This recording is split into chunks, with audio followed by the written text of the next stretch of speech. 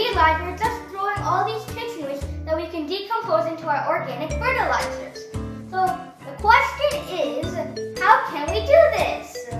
I have a solution for this problem. All we need is another bin, but this is no ordinary bin, no. This bin is for putting our decomposable waste so we can decompose it later and put it as a garden fertilizer.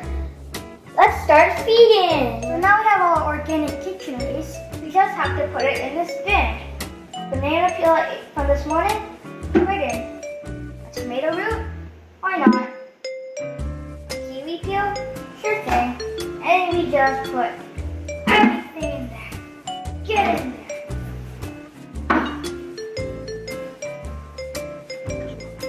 So now we have to put our kitchen waste into our digester, and we have to do this regularly until it's full. You have to put on the lid, and we have to keep it for 3 weeks so it can decompose for our garden. I'm excited. Are you? See you in my garden. So now I just mixed half of our fertilizer with half soil, so it looks like some moisty soil.